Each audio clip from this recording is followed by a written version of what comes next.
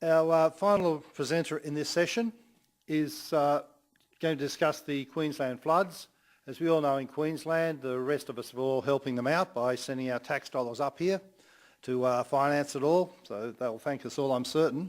But unfortunately for all the councils, the main roads, most people up here, since the floods, that's about all they've been able to do for the last period. Since then, it's just trying to fix up all the damage done for the floods. So everything else they were going to do has been wiped off the board as they concentrate on floods. So luckily we have Peter Murray from the Brisbane City Council, and he was right intimately involved with the floods as they were happening and getting data of things out to everybody. So I'll let Peter discuss just what happened in the floods and how he was used in the process. Thank you. Okay, thank you everyone. Yes, it was the Queensland floods, but as you can see there, I bracketed out Brisbane into Brisbane. Because at the time, when I was reading this, at one stage, 3/4 of Queensland was declared a disaster area due to flooding in 2011. Now we've got 11:15, we've got to be out of here. Okay. I was saying to somebody this morning, this is a bit of a hard gig, being the night after the dinner and then following the SR71 talk yesterday. As you can see, I've had my attempt at a flash shirt. I'm doing a presentation this afternoon in the survey Birds of a Feather, which is related to this shirt if anybody's interested. Okay, the way I've planned this is we're going to go through a bit of a brief history of the Brisbane flooding. We've had more than one flood in Brisbane over the time. Go into the 2011 event a bit, and then just how we've used 12D in some of the aftermath of it. My involvement in the floods, I worked for the council, and at the time I was working in what they call the Flood Information Centre, which is a group in the council when there's a flood, we stand up and we give the council information on estimated number of properties to be flooded, heights and all these sorts of things. It's a collaboration whenever this happens between the Bureau of Meteorology, SEQ Water and the Brisbane City Council. So we've been training for this ever since I was in the council, which is 20 years, and it's, you're like a reserve, you're standing there and eventually get you called on and then you go, gee, do we know what we're doing? Okay, that photo there is the Captain Cook Bridge, which is down this way for anybody who doesn't know Brisbane. We're looking back towards the convention centre there. Okay, the history. Brisbane was established in 1825. Originally it was settled down at Redcliffe, but the mosquitoes got too bad from there and they moved up to Brisbane, just across the river from us here basically. But in 1824, Oxley, he was a Surveyor General from New South Wales, came up here looking for a place to settle in Queensland, which they didn't have then. But in his things he noticed debris from a high flood of about 50 feet high up near the Bremer River, which is up towards Ipswich. So he noted that. Then in between then they settled Brisbane, and when they'd settled Brisbane, Lockyer went upstream and he noted some flood levels, which they think now approximates back to the 1893 flood, which we'll come to in a bit. So that means while they were settled at Redcliffe, there was a big flood apparently had come down the river. And there is evidence that the Aboriginals in the area knew about floods and were well aware of what was going to happen. It's interesting that Oxley and Lockyer were both surveyors, and they disagreed with one another's assessment of these flood levels. Fancy that, two surveyors disagreeing with one another and one accusing the other of being alcoholic and things like that. So anyway, so Brisbane was settled in 1825, and in 1836 there was another flood which was approximately equal to the one we had in 2011. Why they're written there is these were very early in history and there's no real records. This here is a graph produced by the Bureau of Meteorology, which gives a history of the floods in Brisbane. So as you can see, they start recording them in 1840, and 1840 is the biggest one recorded. And then we have this whole range of major floods sort of in this 1890s phase, up there till 1893. That's the 1893 flood there. And that is the biggest flood in Brisbane. And as you can see, from 1893 through to about 1974, the river was fairly well behaved. 1893, they had 3 peaks in 2 weeks. The first and the third within 0.3 of a metre of one another. In that flood, the Victoria Bridge, the bridge there was knocked out. That was the bridge that joined the north and the south of town. They lost a span out of the railway bridge up at Indooroopilly, which linked Brisbane with New South Wales and the rest of the world. And the result of that flood was it's been felt through Brisbane ever since. Brisbane was just being developed at that stage. And these are some photos from the flood. Now, apart from the excellent quality of those photos, it gives you an idea of what stage Brisbane had got to at that stage by 1893. Often wonder when you see these sailing ships tied up there, how they managed to keep those boats there during the flood. Guys must have been on those things, releasing ropes and pulling them in and all sorts of things. The picture on the right there is down in the Botanical Gardens. At that stage, that was the Queensland gunship Paluma. It got washed up into the gardens there in the first flood peak. There was much discussion apparently about how they were going to get that boat out of there, and fortunately they got another flood peak which washed it out of the gardens. That is the old Victoria Bridge with the span knocked out of it. Over on the far left there is probably where, getting over towards the convention centre where we are now. But as you can see, Brisbane was quite a well-developed area then, so this 1893 flood was quite significant in the damage it caused. And once again, they say that's Queen Street on the source I've got it from. I don't necessarily believe it is Queen Street, but we'll go with what's on the internet. Anyway, there was significant loss of life, significant loss of property, and great disruption to Brisbane and the commercial aspect of the state, as you can imagine. To demonstrate the importance, the map on the left is some of the inundation mapping that they'd done back in 1893. That's, as you can note, it's only a little bit, and there's a whole series of these maps, and we were sort of a little intrigued why they're broken up. But if you look at them, they're broken up because over in that's a creek, that's Oxley Creek down, that's Oxley Creek down there.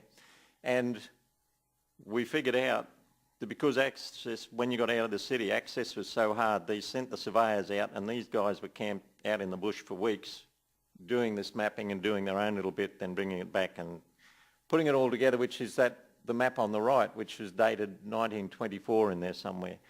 So somebody obviously thought that the inundation extents of Brisbane was important way back then, and similar to now, they've had inquiries and all sorts of things, and they tried to set limits on development and things like that. So, and in 1974, they'd advanced to colour by then, but they were still using 1933 contours. I realised I didn't have any of the current maps, but they're actually, when you see the effort that these guys have gone to, how we can generate a map now is so much simpler, it's hardly worth the effort of displaying one. Okay, the 2011 event. What basically happened was it rained. That's comes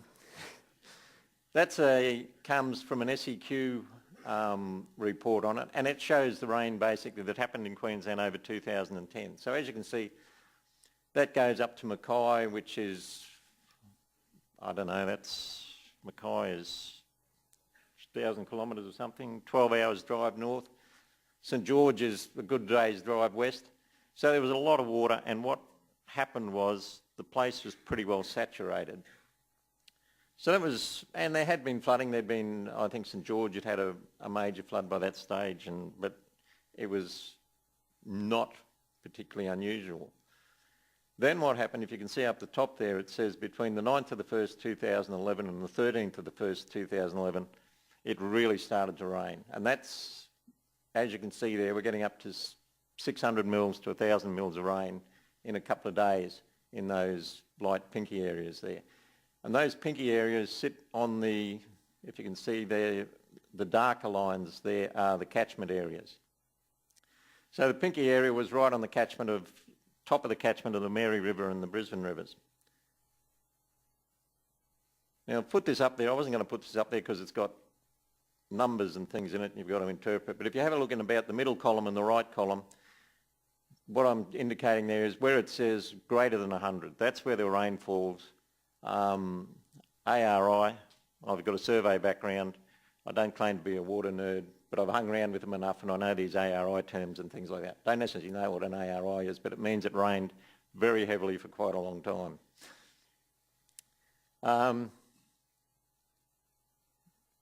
Okay, that's just the Brisbane River catchment. Now, it's quite a significant catchment. It extends to the north. The blue areas in the middle just are the two dams, Somerset and Wivenhoe, and we'll come back to them.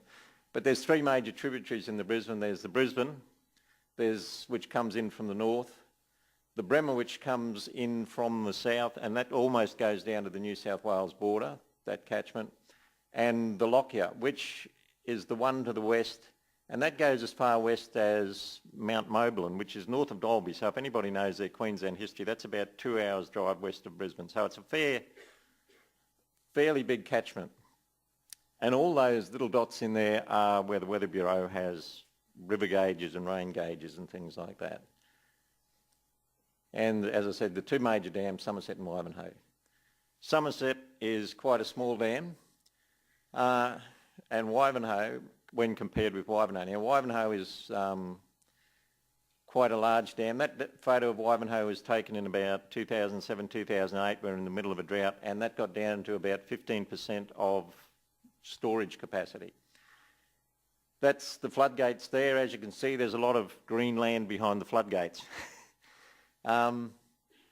It's about 50% storage, 50% mitigation, and the capacity, they reckon, is 3 Sydney Harbours worth, whatever a Sydney Harbour is. But basically that's a lot of water. One of the features of Wivenhoe is it's got these things called fuse plugs in it, which are like an alternate spillway.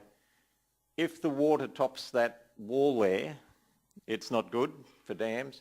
So they have these erodible sections of the dam wall. So if the water tops, gets to 74.5 metres or something, and it overtops one of these, actually part of the dam wall starts to erode. If that can't cope with it, there's another one goes, and if that can't cope with it, the third one goes.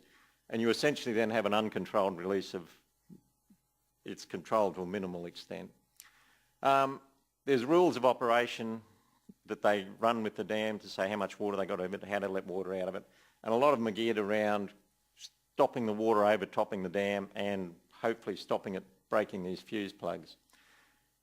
The Wivenhoe and Somerset Dam only captures the flows out of the Brisbane and Stanley rivers. So we've still got two major tributaries out there which essentially are uncontrolled. That there is a graph of the inflows. Now the water people will understand that, but what the two blue lines there are the inflows that we had into the dam on about the 10th and about the 12th. So there were two big rain events came through, and the red line there is the headwater elevation, and the blue line is the dam outflows. So as you can see, the blue line, the dark blue lines, they're a lot more above. There's a lot more of them above the light blue line, which means there's a lot more water coming into the dam than going out. And the red line shows that the water level is going up, as you would expect. And it's about, as you see, it goes to about 75 metres, and 75 metres is where one of these fuse plugs is. So the dam was operating at about peak. And that's, that there comes from the Queensland Flood Commission. That was a submission, and that is a table of the inflows and outflows. So as you can see, the inflows peaked at about 10,300 cumecs. That's another water term. That means there's a lot of water. And then they were letting water out of the dam.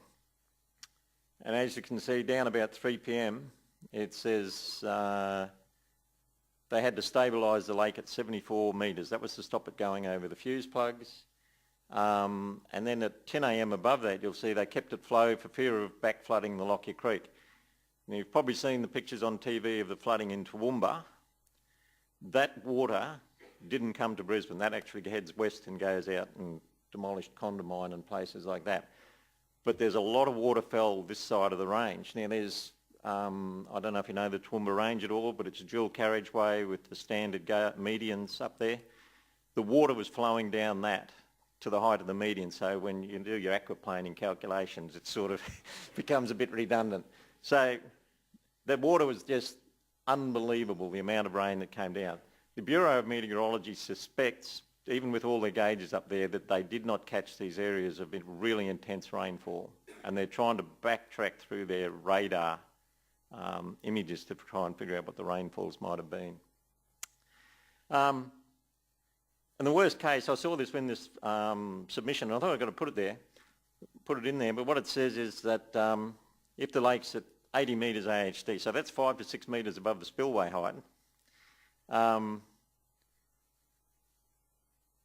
and the 3 fuse plugs have gone and the gates are fully open, the dam is letting out about 28,500 cumecs, but there's still there could be 39,000 cumecs still flowing into the dam.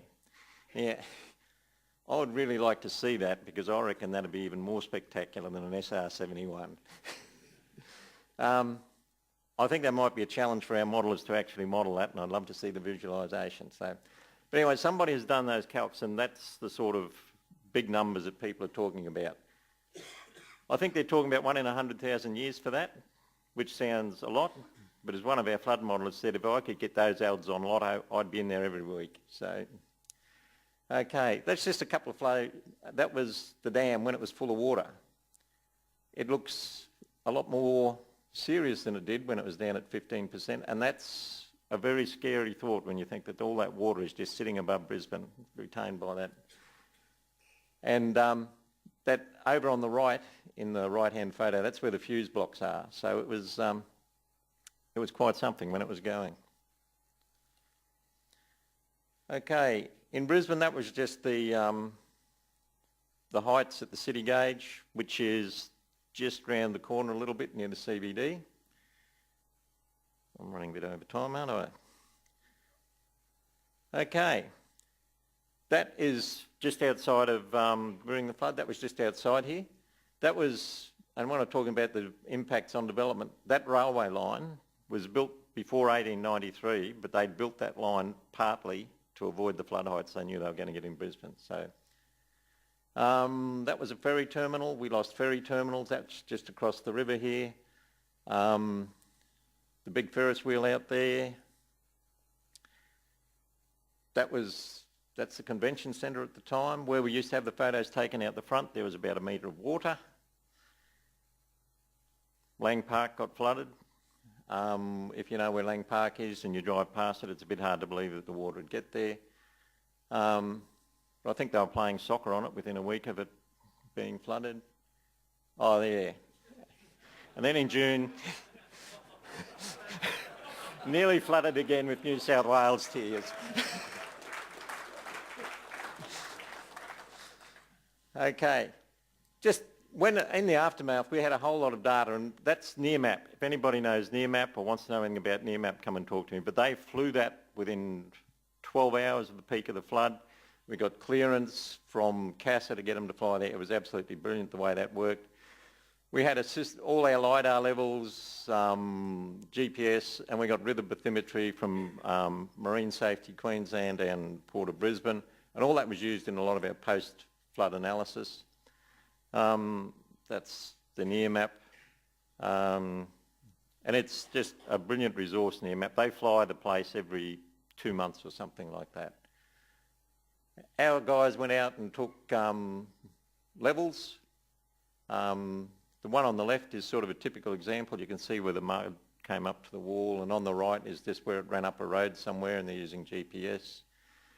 When they were getting the levels, the guys said, you might have heard about the mud army, but within 24 hours, people are out there cleaning up.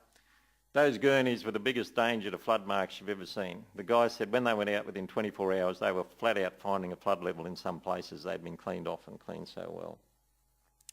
We took about 100 flood marks round about. The Navy went up the river and scanned it. Marine Safety did a navigational map, and Port of Brisbane have done some stuff for us for our recovery works, for survey works. That's an example of the stuff that we get from Port of Brisbane, which is just the most amazing stuff you'll ever get from underground, underwater survey stuff. That's down where the Riverwalk floated away, the floating Riverwalk floated away, which we're recovering. And the sort of stuff it shows up there is a couple of under-river power cables there that show up in the survey, a sunken boat on the bottom of the river, as I said, and that's some old river piles and everything that showed up in the survey as well. So it's really detailed survey, and it's proving a lot of use now when we're doing our engineering type recovery work and geotech work and things like that. What do we do with the data? We validated our predictions, and we generated a flood surface to establish the TLPI. I love these acronyms, Temporary Local Planning Instrument, because as soon as, even though Brisbane had flooded, people still wanted, they were still out there building stuff. They were going to let people build stuff. People wanted to rebuild stuff. So it was pretty important that was up and running again. And changes in the river, you know, what had happened to the river and all our reconstruction program. When we generated a surface, that was, we had all these flood levels, and the plan was we'd just drop them onto the AMTD, and then we'd have a nice, neat river grade, and we'd do sections out, and we'd, you know, come up with an intersectional. That's what happened when we dropped our surveyed points onto the line. As you can see, it goes up and down, and going up is not real good in a surface that's supposed to be going down like a river is. They're 1 kilometre across the bottom and 1 metre up the vertically. So it's exaggerated. What we did, we actually modelled the surface again using the theory that the super elevation in the river comes into play. Where it's in between the two banks, the river sloshes up, if you like, and then outside there it remains pretty flat. So we went through this process of using our surveyed points and using the LiDAR and near-map imagery to infill extra survey points. And we ran strings along the edge of the river, paralleled them out where the flooding went, and used these heights on those strings and graded between the strings. And what we ended up with then, because we had no idea, anything with just tin points and all the rest of it, just ending up with rubbish, we ended up with something like that. Now they're contours, and they're at 0.25 intervals. So as you can see, the flood surface is definitely not flat, and it, on the outside of the curves, it definitely, the water definitely heaves up, and on the inside it's down. How good was it? Well, that'll give you an idea there. The purple line is our inundation line where we intersected our flood surface with the terrain underneath, and we're very happy with the way that matched in. Just a closer in example. That's examples there. The water had backed up the actual stormwater drains, hadn't actually crossed the road, so we're very, very happy with the way that worked out.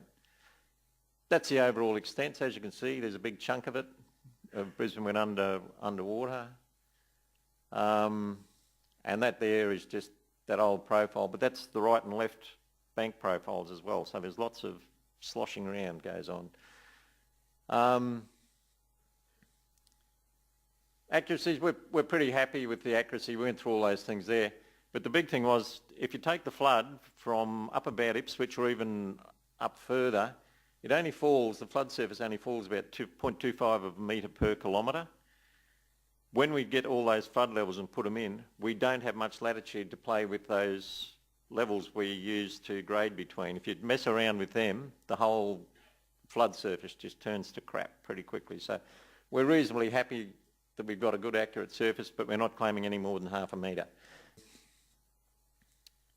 The other thing we did was changes in the riverbed. That's out here, we had some old bathymetry pre-flood and post-flood.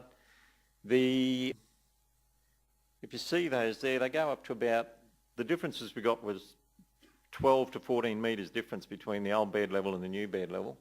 A lot of that comes from dredging, which is the red area there. They dredge gravel out of the river. And what has happened is the tops of the dredge holes filled up and the bottom of the dredge holes washed out. And that example under the is the Victoria Bridge there, and the green underneath is it's washed out to give itself a bit more capacity to get under there. And you might be able to see there's a couple of sticky up contours in the Bad River there on the right. That's the piles from the old bridge that was knocked down in 1969 or something like that. There was about 1 million cubic metres of material between our two surfaces that had shifted. I was talking to the guys from Port of Brisbane about, how much material, and I said, be interested to know where it went, and he said, well, I know we've got at least 4 million cubic metres down here. They'd shifted 4 million cubic metres of silt to get the port operational, and they'll be dredging down there for another 12 to 18 months to get it back to what it was before. So there's a lot of material come down. In the future, we know we're going to get more floods. We've got a whole heap of information out of this one, but the more information you get, the more information you don't have. We'll be going on and analysing this information for a long time. Our flood modellers are going to drive themselves nuts trying to calibrate their models. We're analysing previous floods. If you go back to that slide of the old floods, what's happened is the river has changed since then. There's been dredging and things like that. In the early days, they were flat out getting a rowboat up the Brisbane River, and they've dredged it since then. So I'm sort of hoping, but I don't know what I'm letting myself in for, that we might get to try and model the old Brisbane River, which means we're going to have to drag out a whole lot of data and reconstruct the bed of the river before then, but we'll see how we go with then. And there'll be ongoing, we've done a 3D model to get velocities for our ferry terminals and things like that. What they're doing is in their rebuilding, they've said they want to build it to a Q2000 immunity. And now I think they're realising what a Q2000 immunity really means as far as velocity goes and how solid these structures are going to have to be. So there'll be a lot of work coming up out of this into the future, I think, and thank you. For those who don't know Brisbane very well, I think if the car park underneath the convention centre, I think the water came up virtually to the top of the car park, didn't it? Yeah, it was over the top. Over the top of the car park. So it's, as you say, lapping right around the convention centre here.